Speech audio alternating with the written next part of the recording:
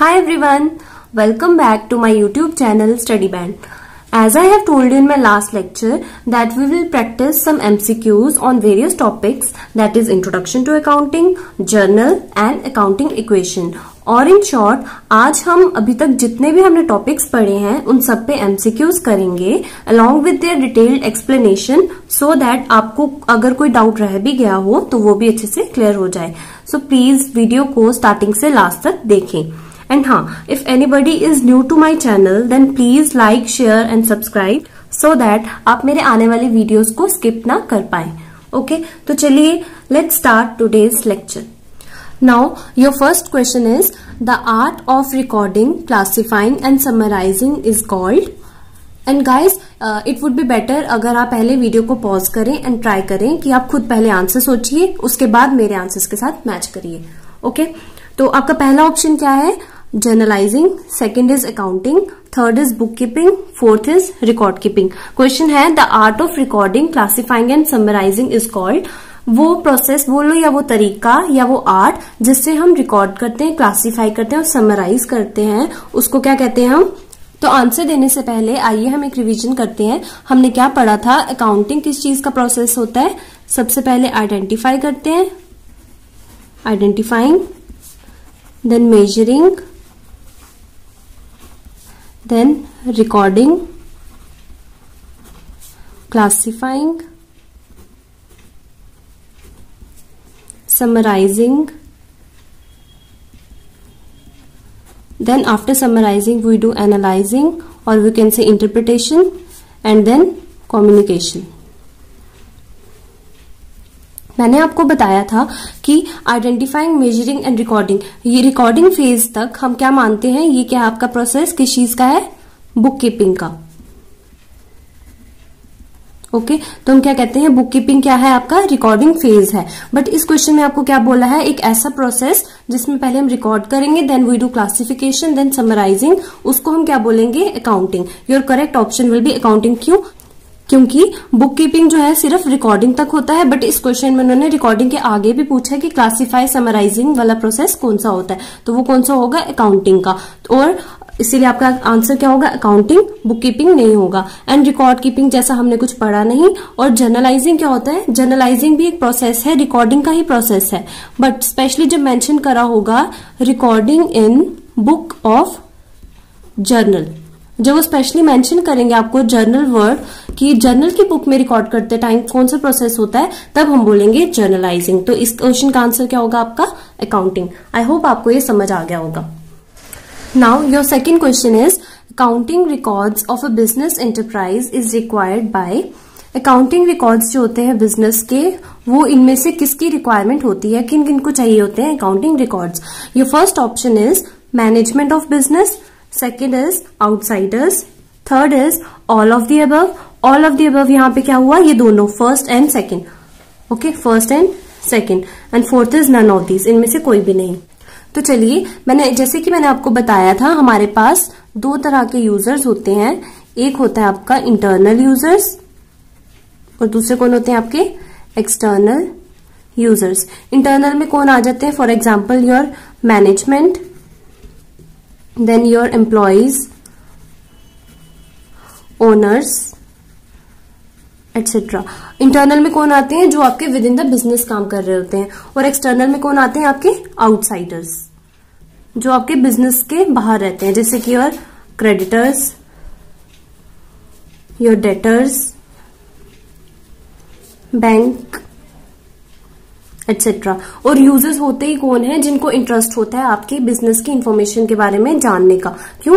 क्योंकि यूजर्स उन्हीं बेसिस पे डिसीजन लेते हैं कि वो आपके बिजनेस के साथ काम करें या नहीं. ठीक है, तो मैनेजमेंट कौन होती है? मैनेजमेंट होती है जो बिजनेस के डिसीजन लेती है और उसको चाहिए होता है कि वो अपने बिजनेस की पूरी इंफॉर्मेशन या अकाउंटिंग रिकॉर्ड्स अपने पास रखे ताकि वो अच्छे से डिसीजन ले पाए. तो अकाउंटिंग रिकॉर्ड से हमें पता लग गया मैनेजमेंट ऑफ बिजनेस को चाहिए होती है, तो ये आपका करेक्ट ऑप्शन है ये भी.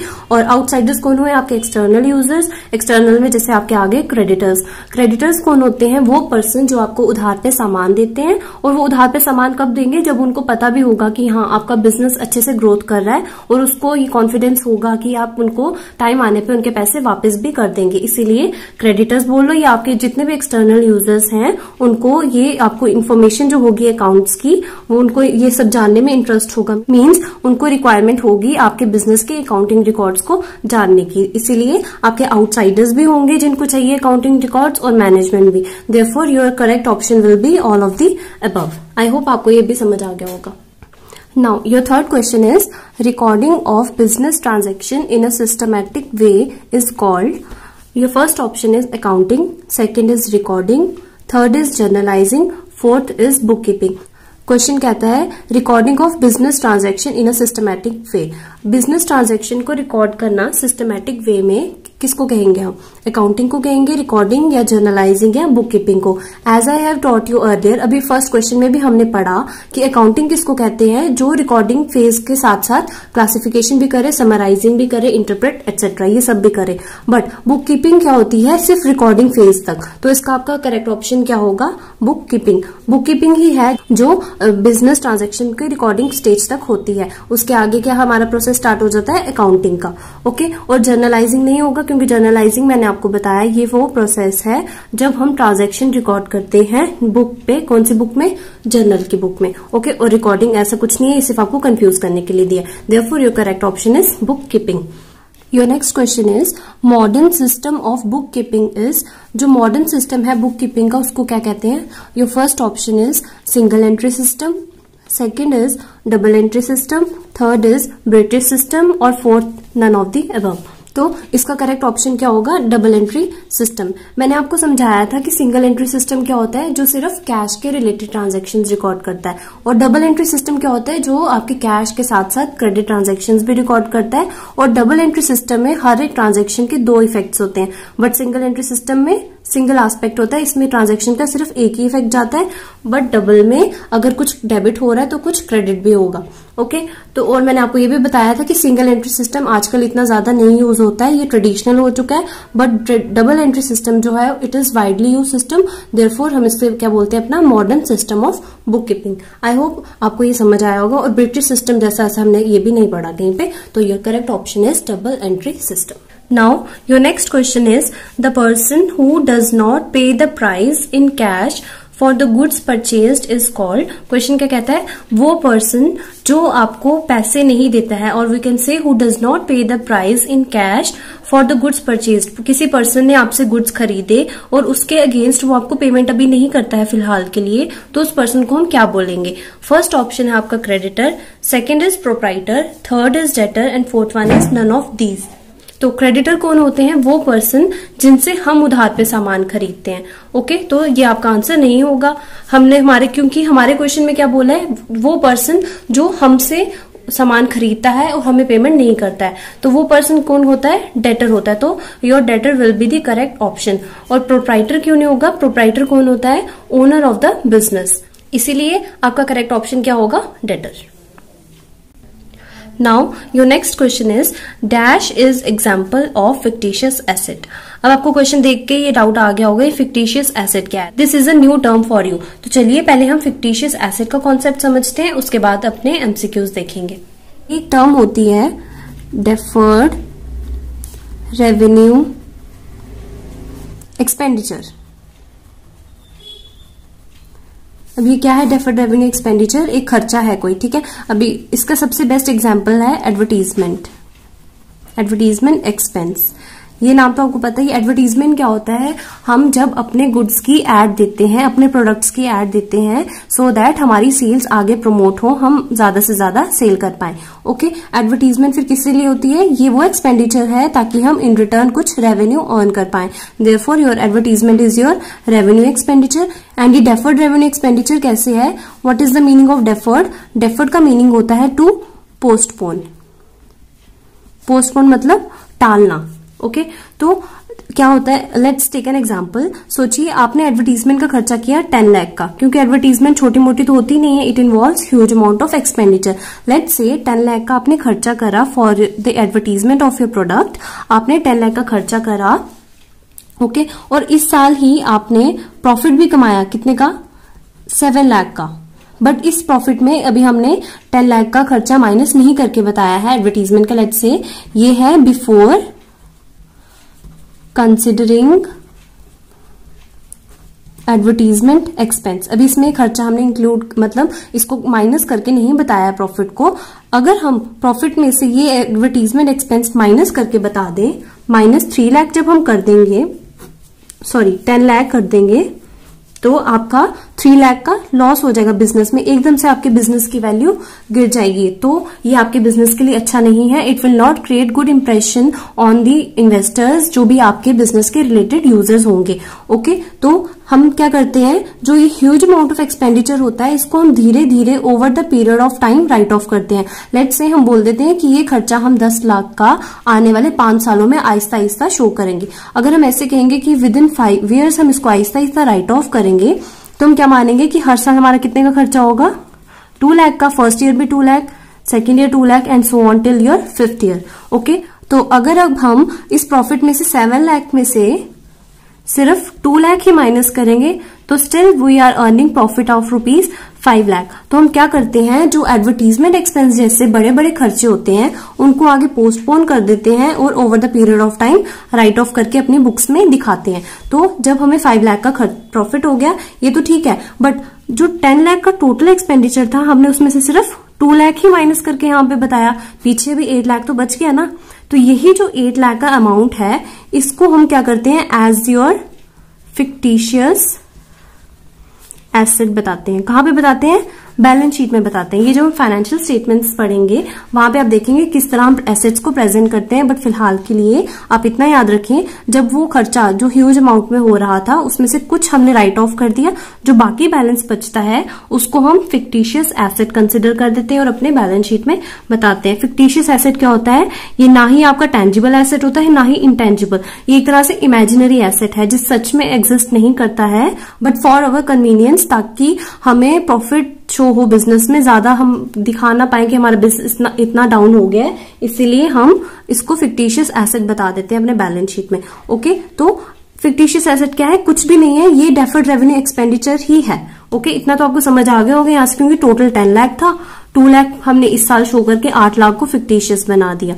तो फिक्टिशियस एसेट आपके डेफर्ड रेवेन्यू एक्सपेंडिचर से ही बनता है। देयरफॉर वी कैन से जो डेफर्ड रेवेन्यू एक्सपेंडिचर है वो आपका फिक्टिशियस एसेट भी होता है। आई होप आपको ये समझ आया होगा। तो चलिए वापस अपने उस क्वेश्चन पे चलते हैं। वो क्वेश्चन क्या कहता है, dash is an example of fictitious asset. इनमें से एक कोई ऐसा है जो एग्जाम्पल किसकी है, फिक्टिशियस एसेट की है। First is machinery. मशीनरी तो होगा नहीं, क्यों, मशीनरी क्या होती है आपकी फिक्स्ड एसेट। पेटेंट भी नहीं होगा since it is your fixed asset, और फिक्स्ड एसेट में कौन सी कैटेगरी में आता है, ये आपकी इंटेंजिबल में। ओके, और ये मशीनरी कौन सी कैटेगरी में था, टेंजिबल में। क्यों, क्योंकि हम मशीनरी को देख भी सकते हैं और टच भी कर सकते हैं, बट पेटेंट को ना देख सकते हैं ना टच कर सकते हैं। ट्रेडमार्क भी क्या है आपका, इंटेंजिबल फिक्स्ड एसेट। और अभी मैंने आपको बताया कि डेफर्ड रेवेन्यू एक्सपेंडिचर ही आगे जाके आपका फिक्टिशियस एसेट बनता है। Therefore your correct option is deferred revenue expenditure. Now your next question is goods means, your first option is commodity to be bought and sold. Second is commodity to be used as an asset. Third is commodity to be bought but not to be sold. Last is none of these. Commodity means कोई भी चीज, commodity क्या होगा, कोई भी चीज होगी, ठीक है।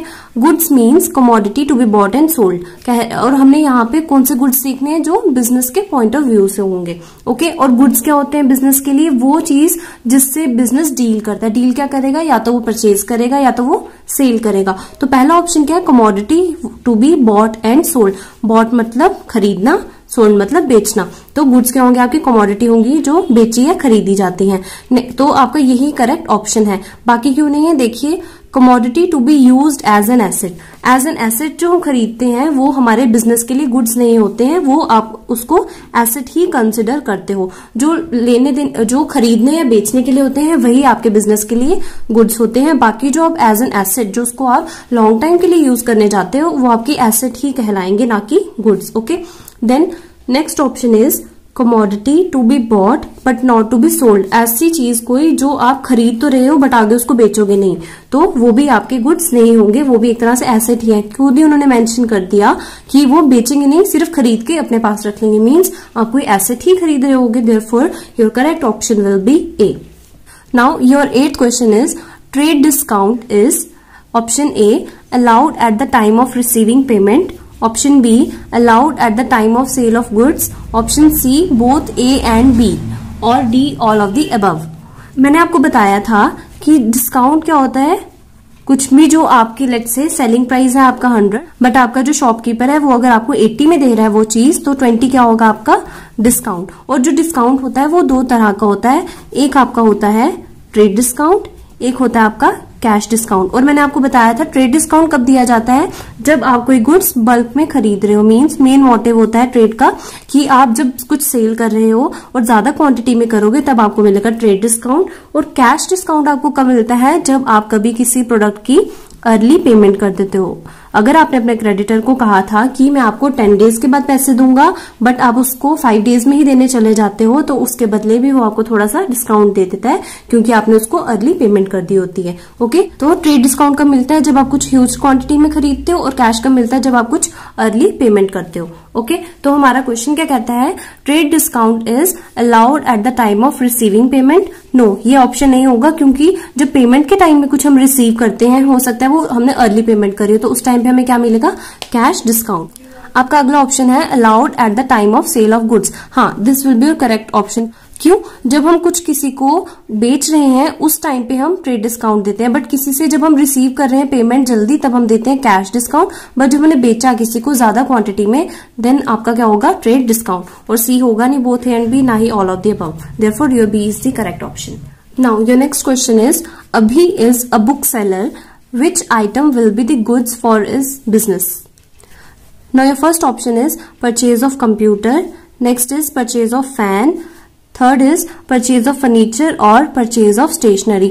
अभी कौन है, बुक सेलर है, और बुक्स क्या होती हैं आपकी, स्टेशनरी का पार्ट होती है। ओके, और अगर वो स्टेशनरी बेचता है, मीन्स बुक सेलर है, वो स्टेशनरी का सामान बेच रहा है, तो उसके लिए क्या गुड्स होंगे। और मैंने आपको बताया गुड्स क्या होते हैं, जिससे बिजनेस डील कर रहा है, मीन्स जो वो खरीद रहा है और बेच रहा है। ओके, परचेज ऑफ कंप्यूटर, ये स्टेशनरी का पार्ट नहीं माना जाएगा। परचेज ऑफ फैन, नो, ये भी आपका एसेट होगा। परचेज ऑफ फर्नीचर, ये भी आपका एसेट है। बट स्टेशनरी जो है, purchase of stationery will be your correct option. क्यों, क्योंकि वो जब कुछ स्टेशनरी का सामान खरीदेगा तो वही उसके लिए उसका बिजनेस है। क्यों, क्योंकि वो बुक सेलर है, और बुक सेलर कौन होता है, जो स्टेशनरी का सामान बेचता है। Therefore D will be your correct option. Next question is dash is given to a businessman when he clear his payment before certain period. कुछ दिया जाता है बिजनेसमैन को अगर वो अपनी पेमेंट को क्लियर कर देता है बिफोर सर्टेन पीरियड, मींस कोई अगर आपको टाइम मेंशन करा था विद इन 10 डेज, आपने 10 डेज से पहले ही 9 डेज में कुछ पेमेंट कर दी, तो आपको कुछ चीज मिलती है। तो वो क्या है, ऑप्शन क्या है, first option is cash discount, second is trade discount, third is special discount, D none of these. तो इसका करेक्ट ऑप्शन क्या होगा, अभी मैंने आपको समझाया दो तरह के डिस्काउंट होते हैं, एक होता है कैश डिस्काउंट, एक ट्रेड डिस्काउंट। और कैश डिस्काउंट ही हमें तब मिलता है जब हम पेमेंट कर देते हैं बिफोर सर्टेन पीरियड, मीन्स जब हम अर्ली पेमेंट कर देते हैं। Therefore your correct option will be cash discount. Trade discount मिलता है जब हम सेल करते हैं ह्यूज क्वांटिटी में, और स्पेशल डिस्काउंट ऐसा कुछ है नहीं, और therefore your correct option will be cash discount. Your next one is salary account is related to, first option is personal account, second is real account, third is nominal account and fourth one is capital account। Question क्या पूछ रहा है कि salary account किसके related होता है। सबसे पहले तो हम पता करेंगे कि सैलरी क्या है। सैलरी आपका एक्सपेंस है। क्यों, क्योंकि आप कुछ पेमेंट कर रहे हो अपने एम्प्लॉयज को। सैलरी ही क्या होती है, जो कुछ अमाउंट हम अपने एम्प्लॉयज को पे करते हैं फॉर देयर सर्विसेज। ओके, तो सैलरी अकाउंट क्या होगा, इसका करेक्ट ऑप्शन होगा नॉमिनल अकाउंट। क्यों, देखिए मैंने आपको अपने प्रीवियस लेक्चर में टाइप्स ऑफ अकाउंट समझाए थे, और हाँ, अगर किसी ने अभी तक वो वीडियो नहीं देखी है तो वो पहले मेरे प्रीवियस लेक्चर्स में जाके देख लीजिए ताकि आप अच्छे से इस एमसीक्यू को अटेम्प्ट कर पाए। ओके, हमारे 3 तरह के अकाउंट्स थे, एक था हमारा रियल अकाउंट, एक था हमारा पर्सनल अकाउंट, और हमारा था एक नॉमिनल अकाउंट। रियल अकाउंट कौन से ट्रांजैक्शंस रिकॉर्ड करता है, जो रिलेटेड टू एसेट्स होते थे। ओके, और पर्सनल अकाउंट कौन से रिकॉर्ड करता था? जो रिलेटेड टू पर्सन होते थे। एंड फर्दर हमने पर्सनल अकाउंट को 3 टाइप्स में क्लासिफाई करा था। एक था आपका नेचुरल पर्सनल अकाउंट, एक था आपका artificial personal account, and your third one was representative personal account. और लास्ट में क्या था आपका नॉमिनल अकाउंट, जो किसके रिलेटेड होता था? आपके एक्सपेंसेस और इनकम्स। ओके, तो सैलरी क्या है यहाँ पे? आपका एक्सपेंस है, तो सैलरी अकाउंट किसके रिलेटेड होगा? Nominal account. Clear? Personal account क्यों नहीं होगा? क्योंकि पर्सनल पर्सन्स के रिलेटेड होता है और सैलरी आपका एक्सपेंस है, ये होगा नहीं। और रियल अकाउंट किसके रिलेटेड होता था? आपके एसेट्स के रिलेटेड। एंड नॉमिनल ही होता था एक्सपेंसेस और इनकम्स के रिलेटेड, और सैलरी आपका एक्सपेंस है, therefore it is the correct option. और कैपिटल अकाउंट क्या है? कैपिटल आपका रिप्रेजेंटेटिव पर्सनल अकाउंट है। क्यों? कैपिटल अकाउंट क्या है? कैपिटल क्या होता है? जो अमाउंट ओनर बिजनेस में इन्वेस्ट करता है। तो इनडायरेक्टली कैपिटल किसको रिप्रेजेंट कर रहा है? ओनर को। Therefore your capital account is representative personal account. तो चलिए नेक्स्ट क्वेश्चन देखते हैं। नेक्स्ट क्वेश्चन क्या कहता है? Capital account has dash balance, debit, credit, negative और नन ऑफ दीज। हमने अपने लास्ट लेक्चर्स में क्या पढ़े थे? Rules for accounting. और हमने क्या पढ़े थे? Rules as per your 2 approaches. एक थी आपकी traditional approach and your another one was modern approach. मैंने आपको ये भी प्रेफर किया था ज्यादा कि आप कौन से अप्रोच का यूज करें? मॉडर्न अप्रोच का। और मॉडर्न अप्रोच में मैंने आपको सिंपली एक ट्रिक बताई थी कि आप याद रखिए, एक साइड पे आप रखेंगे assets, expense, and on another side you will keep your liabilities, capital and revenue. और हमने कहा था कि अगर एसेट्स इंक्रीज होंगे तो क्या होगा? डिक्रीज होंगे तो क्या होगा? एसेट्स जब इंक्रीज होते हैं तब हम करते हैं डेबिट, डिक्रीज होते हैं तो credit. Similar is the case for expenses, बढ़े तो डेबिट, कम हो तो क्रेडिट। और लाइबिलिटीज, कैपिटल या रेवेन्यू, इनमें से कोई भी अगर बढ़े तो क्रेडिट, कम हो तो डेबिट। ये केस इस वाले केस के बिल्कुल ऑपोजिट होता है। ठीक है, और याद रखना एग्जाम में ऐसा क्वेश्चन भी आता है, कुछ भी आपको पूछ सकते हैं कि हमें इस स्पेसिफिक अकाउंट का बताएं कि क्या बैलेंस होगा। जब भी हमें पूछेंगे कि इसका क्या बैलेंस है, हमने हमेशा पॉजिटिव साइड पे जाना है। ओके, अब यहाँ पे हमें क्या पूछा है इन्होंने? उन्होंने पूछा कि कैपिटल अकाउंट का क्या बैलेंस है। हम देखेंगे कि कैपिटल जब प्लस होता है, मींस जब कैपिटल इंक्रीज होता है, तो हम क्या करते हैं? क्रेडिट। तो हम क्या बोलेंगे? कैपिटल का क्या होगा? Credit balance. Therefore your B will be the correct option. अगर यही आपको यहाँ पे क्वेश्चन में लिखा होता एसेट हैज डैश बैलेंस, तब आप क्या बोलते? तब आप एसेट की पॉजिटिव साइड पे जाके देखते, तब आप देखते, तब आपका ऑप्शन आता डेबिट बैलेंस। वैसे ही अगर एक्सपेंसेस का पूछते तब आता डेबिट, अगर रेवेन्यू का पूछते तब आता आपका क्रेडिट, अगर पूछते लाइबिलिटी हैज डैश बैलेंस तब आपका आता क्रेडिट बैलेंस। आई होप आपको ये समझ आ गया होगा अच्छे से। Your next question is which of the following is correct? First option, assets is equal to liabilities minus capital. Second is assets is equal to capital minus liabilities. Third is assets is equal to liabilities plus capital और asset is equal to external liabilities. अभी जब हमने अपने last lecture में accounting equation को समझा था, हमने क्या कहा था? हमारी अकाउंटिंग इक्वेशन क्या कहती है? assets are always equal to liabilities plus capital. तो यहाँ पे हमारी कौन सी इक्वेशन करेक्ट होगी? ये C, assets is equal to liabilities plus capital. Now next question is the liabilities of a firm are ₹6,000 and the capital of the proprietor is ₹4,000, then total assets are, first option 2,000, second is 6,000, third is 10,000 और none of these. Okay, हमारे पास क्या दिया है? सबसे पहले अपनी firm की हमें लाइबिलिटीज दी हैं। हमें लाइबिलिटीज दी हैं 6,000 की और कैपिटल कितना दिया है? 4,000 का। और वो क्या कहता है हमें क्वेश्चन कि एसेट्स निकाल के बताओ। As we know the accounting equation says assets are always equal to liabilities plus capital. तो हमारा यहां से निकल जाएगा एसेट्स का अमाउंट। लाइबिलिटीज कितनी दी है हमें क्वेश्चन में? 6,000 की, और कैपिटल कितना दिया है? 4,000 का। Therefore our correct option will be 10,000, that is C. Now your next question is capital will reduce by, कह रहा है कैपिटल इनमें से किसकी वजह से रिड्यूस होगी, मींस कम होगी। फर्स्ट ऑप्शन क्या है, purchase of assets for cash. आप क्या करोगे, सबसे पहले देखेंगे कि हमारा इससे क्या बढ़ रहा है, क्या कम हो रहा है। क्या होता था हमारा, एसेट्स, लायबिलिटीज और कैपिटल। ओके, एसेट्स क्या है, पहले क्या है, purchase of assets for cash. आपने एसेट खरीदा कैश में, इससे क्या होगा, आपके पास एसेट प्लस होगा, मींस एसेट आएगा, और एक तरफ से आपने कैश में पेमेंट कर दी, और कैश क्या होता है आपका एसेट, और कैश ही आपका यहां से कम हो गया। तो इसकी वजह से ये पहली वाली ट्रांजैक्शन से आपके कैपिटल पे कोई इफेक्ट पड़ा ही नहीं, तो ये आपका करेक्ट ऑप्शन नहीं होगा। सेकंड क्या है, selling the goods for cash. आपने गुड्स बेचे, किसमें बेचे, कैश में बेचे, तो क्या हुआ होगा, इससे भी आपका एसेट आया होगा। एसेट क्या आया होगा, कैश। इससे एक तरफ से आपका एसेट बढ़ा और दूसरी तरफ से क्या हुआ, आपके गुड्स कम हो गए, मींस आपका एसेट भी कम हो गया। तो यहाँ पे भी आपके कैपिटल पे कोई फर्क नहीं पड़ा, therefore B will also be not your correct option.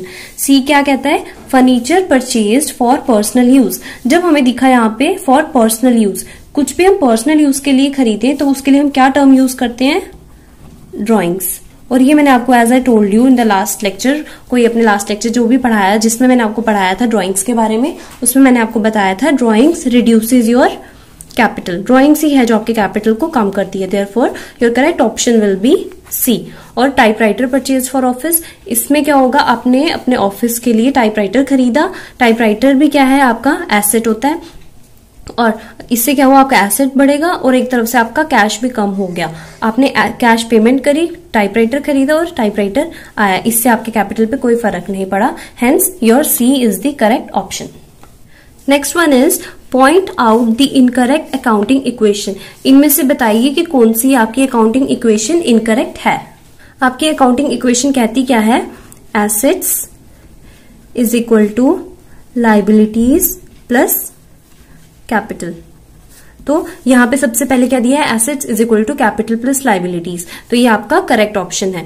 तो उन्होंने किसके बारे में पूछा कि इनकरेक्ट कौन सा है वो बताइए, तो ये तो नहीं होगा। दूसरा क्या है, capital is equal to assets minus liabilities. कोई भी अब यहाँ इक्वेशन है, आप यहीं से डिराइव करके कंफर्म कर सकते हो कि कौन सी गलत है कौन सी ठीक। अब जब कैपिटल को पूछ रहा है तो हम कैपिटल को अगर हम एक साइड पे रख दें और लायबिलिटी को यहाँ पे शिफ्ट कर दें, तो कैपिटल का फॉर्मूला क्या बन जाता है, एसेट्स माइनस लायबिलिटीज। तो ये भी आपका करेक्ट ऑप्शन है, तो उन्होंने इनकरेक्ट पूछा, ये भी नहीं है। फिर क्या है, liabilities is equal to assets minus capital. अगर हम लायबिलिटीज को एक साइड पे ले जाएं तो कैपिटल को यहाँ पे शिफ्ट कर देंगे तो क्या होगा, एसेट्स माइनस कैपिटल, तो ये भी ठीक है, इनकरेक्ट नहीं है ये। देन लास्ट क्या है, capital is equal to assets plus liabilities, पर अभी हमने क्या देखा, capital is equal to assets minus liabilities, therefore it is your incorrect. तो उन्होंने पूछा भी क्या था कि इनकरेक्ट ऑप्शन कौन सा है इसमें से, तो D is your answer. Your next one is revenue will increase by. Revenue बोल लो या आपकी कोई इनकम बोल लो जो आप अर्न करते हो, ठीक है। वो कह रहे हैं किससे इंक्रीज होगा, सबसे पहले क्या है, परचेज ऑफ एसेट्स। जब आप एसेट खरीदोगे तो क्या होगा, आपका एसेट बढ़ेगा और आपकी कैश चली जाएगी, मींस आपका एसेट एक तरफ से कम हो जाएगा। तो ये आपका नहीं होगा क्योंकि आपको इससे कुछ अर्न नहीं हुआ, तो A will not be your option. Second क्या है, रेंट पेड टू लैंडलॉर्ड। आपने कुछ पेमेंट करी, अब पेमेंट करोगे उससे आपके हाथों से जाएगा, कुछ अर्न नहीं करोगे, तो ये भी आपका ऑप्शन नहीं होगा। Then selling the goods on profit. आपने कुछ सामान बेचा, किस पे बेचा, प्रॉफिट पे, मींस आपने प्रॉफिट को अर्न करा, तो ये आपका ऑप्शन हो सकता है। पर चलिए पहले लास्ट देख लेते हैं। लास्ट है drawing goods for personal use. आपने गुड्स निकाले, विड्रॉ करे, किस लिए, पर्सनल यूज के लिए, तो ये आपका ड्रॉइंग है। ओके, ड्रॉइंग्स कहते हैं जब हम कुछ पर्सनल यूज के लिए निकालते हैं, उसके लिए हम टर्म क्या यूज करते हैं, ड्रॉइंग्स। तो इससे क्या हुआ है, आपने बिजनेस ने कुछ अर्न नहीं किया है बल्कि बिजनेस से कुछ निकाल लिया गया है फॉर पर्सनल यूज। बट ये सी वाले पार्ट में क्या था, आपने गुड्स बेचे थे, प्रॉफिट अर्न करा था, तो यही है जिससे हमारा रेवेन्यू इंक्रीज होगा, therefore your C will be your correct option. Your next question is sale of fixed assets for cash would. उन्होंने क्या कहा, sale of fixed assets for cash. सबसे पहले हम इस ट्रांजैक्शन को देखेंगे। आपने क्या किया, फिक्स्ड एसेट्स को बेच दिया कैश में। इससे क्या हुआ, जब आपने कैश में बेचा आपके पास कैश आया, कैश बढ़ा, and cash is your asset, मतलब आपका एसेट इंक्रीज हुआ। ओके, और क्या हुआ, आपने फिक्स्ड एसेट्स बेच दिए, इससे क्या हुआ, आपका फिक्स्ड एसेट कम हो गया, डिक्रीज हो गया। ओके, और कैश क्या है, आपका current asset.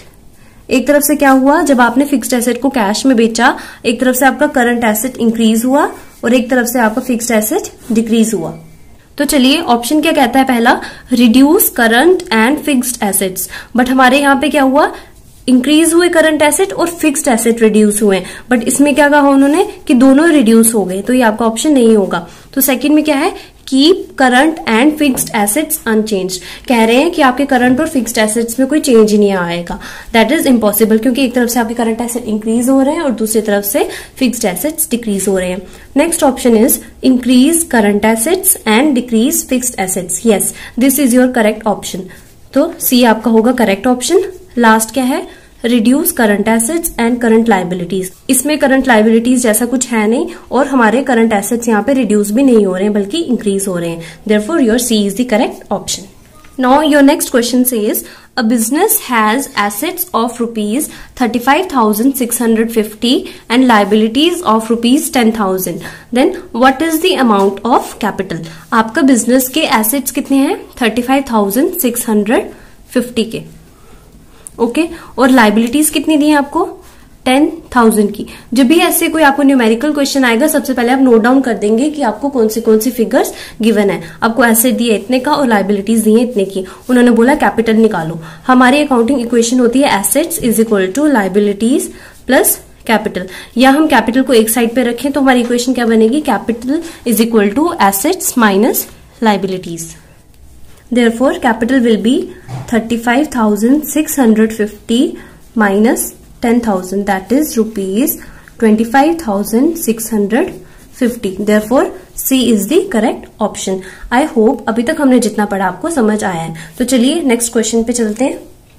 Now, next one is the process of recording transactions in the book of journal is known as। अब देखिए यहाँ पे आ गया, जैसे मैंने आपको फर्स्ट क्वेश्चन में ही बताया था, सब एक्सप्लेन करा था, अकाउंटिंग क्या होती है, जर्नलाइजिंग क्या है, बुक कीपिंग क्या है। और यहाँ पे उन्होंने स्पेशली आपको क्या मेंशन करके बताया कि जब हम रिकॉर्ड कर रहे हैं कुछ in the book of journal, तब उस प्रोसेस को हम क्या कहते हैं, जर्नलाइजिंग। अगर अभी भी क्लियर नहीं है तो पीछे एक बार दोबारा रिवाइंड करें वीडियो को और देखिए वहां पे जाके। अगर आपको समझ आ रहा है तो साथ ही साथ प्लीज वीडियो को लाइक करें ताकि मैं समझ पाऊं कि आपको अच्छे से क्लैरिटी मिल रही है कॉन्सेप्ट्स की, ओके। या फिर you can ask your queries, अगर कोई डाउट है तो आप उसको पूछ सकते हैं मुझसे by joining our Telegram group, okay. तो चलिए नेक्स्ट क्वेश्चन देखते हैं। नेक्स्ट क्वेश्चन क्या कहता है, डेबिट मीन्स, पहला क्या है, increase in asset, second is increase in liability, third one is decrease in asset और increase in proprietor's equity. Proprietor's equity क्या होती है, आपकी कैपिटल, जो प्रोप्राइटर अमाउंट इन्वेस्ट करता है, that is your capital, okay. तो उन्होंने क्या पूछा क्वेश्चन में कि डेबिट किसको कहते हैं, ये वन बाय वन देखते हैं। इंक्रीज इन एसेट, जब आपका एसेट इंक्रीज होता है तब क्या होता है, जब एसेट प्लस होता है तो क्या होता है, डेबिट। तो this will be your correct option. बाकी क्या है, इंक्रीज इन लाइबिलिटी, जब आपकी लाइबिलिटी इंक्रीज होती है तब क्या होता है, क्रेडिट। डिक्रीज इन एसेट, जब आपका एसेट डिक्रीज होता है मींस माइनस होता है तब क्या होता है, क्रेडिट। और इंक्रीज इन प्रोप्राइटर्स इक्विटी, या हम बोल सकते हैं इंक्रीज इन कैपिटल, और कैपिटल जब इंक्रीज होता है तब भी क्या होता है, क्रेडिट। तो उन्होंने क्वेश्चन में क्या पूछा था कि डेबिट किसको कहते हैं, तो डेबिट क्या होगा, जब एसेट आपका इंक्रीज होगा। तो A is your correct option. Next one is journal is a book of, first option is original entry, second is prime entry, third is both A and B means दोनों है, original और prime, और D is secondary entry. इसका correct option क्या होगा, both A and B. क्यों, मैंने आपको अपने लास्ट लेक्चर में समझाया है कि हमने जर्नल को क्या बोलते हैं, बुक ऑफ ओरिजिनल एंट्री और prime entry. Therefore both will be the correct answer. और सेकेंडरी एंट्री क्यों नहीं है, क्योंकि हम सेकेंडरी एंट्री किसको बोलते हैं, बुक ऑफ सेकेंडरी एंट्री किसको बोलते हैं, हम लेजर को। ये आपको तब अच्छे से समझ आएगा जब हम अपने नेक्स्ट लेक्चर में लेजर को समझेंगे।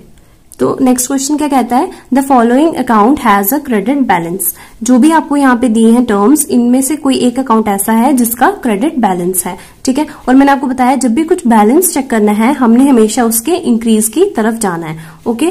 तो ये टर्म्स जो है ये भी हम वन बाय वन समझते हैं। सबसे पहले है कैरेज इनवर्ड। कैरेज इनवर्ड क्या होता है, जब आप कुछ गुड्स परचेज करते हो, लेट्स से आपने कोई फर्नीचर परचेज करा, अब आप उसको अपने गोडाउन तक लाने के लिए आपने कुछ पेमेंट करा होगा, कोई किसी व्हीकल को पेमेंट करी होगी अपने सामान लाने के लिए गोडाउन में, तो वो जो पेमेंट करते हो आप परचेज करते टाइम, उसको हम क्या बोलते हैं, कैरेज। और परचेज करते टाइम करते हैं तो इसीलिए हम क्या बोलते हैं, कैरेज इनवर्ड मीन्स इन आपके गुड्स अंदर आ रहे हैं बिजनेस में, that is carriage inward, okay. और कैरेज आउटवर्ड क्या होता है, ऑन सेल्स। जब आपने किसी को गुड्स बेचे तो हो सकता है वो जो आपका कस्टमर है वो बोले कि प्लीज मुझे कुछ सर्विस प्रोवाइड करें, कोई व्हीकल कहीं से मुझे अरेंज करवा दे सो दैट मैं इन गुड्स को अपने घर तक लेके जा पाऊं। तो उस टाइम पे जो आप कैरेज पे करते हैं ड्यूरिंग योर सेल्स, उसको हम बोलते हैं कैरेज आउटवर्ड। तो दोनों क्या है आपके लिए एक्सपेंस ही है, चाहे इनवर्ड हो या आउटवर्ड हो। बस डिफरेंस क्या है कि इनवर्ड होता है at the time of purchase और आउटवर्ड होता है at the time of sales. और ये दोनों एक्सपेंस है, और एक्सपेंस में हम देखेंगे इंक्रीज करते टाइम क्या होता है, जब एक्सपेंस बढ़ता है तो क्या होता है, डेबिट। तो उन्होंने क्वेश्चन में क्या पूछा है कि क्रेडिट बैलेंस किसका होता है, तो ना ही आपका ऑप्शन होगा कैरेज इनवर्ड, ना ही होगा कैरेज आउटवर्ड। अब देखते हैं रिटर्न इनवर्ड। रिटर्न इनवर्ड मैंने आपको समझाया था। रिटर्न इनवर्ड किसको कहते हैं हम, सेल्स रिटर्न को। ओके, सेल्स रिटर्न को कहा था। जब आप किसी को गुड्स बेचते हैं, वो अगर कस्टमर आपको वापस कर दे वो गुड्स, उसको पसंद नहीं आए, कुछ भी रीजन हो सकता है, तो जब वापस इन द बिजनेस आते हैं गुड्स वापस, तो हम क्या बोलते हैं, सेल्स रिटर्न हो गई और रिटर्न इनवर्ड। और मैंने बताया था कि सेल्स क्या है आपका, एक तरह से रेवेन्यू होता है, इनकम होती है। और जब रेवेन्यू बढ़ता है, हमने हमेशा कुछ भी बैलेंस देखना है, मैं बार बार बोल रही हूँ, बैलेंस देखने के लिए हमने उसकी प्लस वाली साइड पे जाना है। अब देखेंगे कि जब रेवेन्यू इंक्रीज होता है तब क्या होता है, क्रेडिट। ओके, पर रेवेन्यू यहाँ पे जब इंक्रीज हो मीन्स जब सेल्स इंक्रीज हो, बट जब सेल रिटर्न हो रही है मीन्स सेल्स कम हो रही है, उल्टा हो रहा है सेल्स का, तो सेल्स रिटर्न क्या होती है, डेबिट होती है। ओके, तो this can't be your answer. Okay, फिर अगला ऑप्शन क्या है आपका, रिटर्न आउटवर्ड। रिटर्न आउटवर्ड क्या होता है, जब आपने परचेज करी कोई चीज, आपको नहीं पसंद आई, तो आप उसको वापस रिटर्न करेंगे, मींस वो आपके आउटसाइड दी बिजनेस हो रहा है, मींस बिजनेस के बाहर जा रहे हैं वो गुड्स, तब हम क्या टर्म यूज करते हैं, रिटर्न आउटवर्ड। Okay, clear. तो जब हम रिटर्न कर रहे हैं, जिस टाइम हमने परचेज करी थी, परचेज आपका एक तरह से एक्सपेंस था, जब आपने एक्सपेंस करा और हमने प्लस वाली साइड जाके देखा, जब बढ़ता है तो होता है डेबिट, और जब हम रिटर्न कर देंगे वापस तो वो क्या हो जाएगा, क्रेडिट, क्योंकि परचेज रिटर्न हो गई मींस उसका रिवर्स हो गया। ओके, तो your correct option will B return outward. Return inward नहीं होगा क्योंकि सेल्स रिटर्न है, और जब सेल्स रिटर्न होती है तब हम क्या बोलते हैं, डेबिट हो गया। Okay, and last question for today is credit means, first option is increase in asset, second is increase in liability, third one is decrease in liability और decrease in capital। पहला क्या है, increase in asset means जब asset plus हो रहा है या बढ़ रहा है, ठीक है, asset बढ़ता है तो हम क्या कहते हैं, डेबिट। तो आपको पूछा क्या है, क्रेडिट, तो this will never be your answer. फिर क्या है, इंक्रीज इन लाइबिलिटी, जब लाइबिलिटी बढ़ती है तब क्या होती है, क्रेडिट, तो ये आपका होगा करेक्ट ऑप्शन। उसके बाद क्या है, डिक्रीज इन लाइबिलिटी, जब लाइबिलिटी कम होती है तब भी क्या होता है, डेबिट, और डिक्रीज इन कैपिटल, जब कैपिटल कम होती है तब भी क्या होता है, debit. Therefore your B is your correct option. I hope अभी तक हमने जितने भी एमसीक्यूज करे आपको अच्छे से समझ आए होंगे। एंड प्लीज मैं बार बार कह रही हूँ, ज्यादा से ज्यादा वीडियोस को लाइक करें so that I get motivated, मुझे लगे कि आपको समझ आ रहा है। ओके, सो आज के लिए हम इतना ही रखते हैं। That's all for today, so stay tune for my next video. Thank you.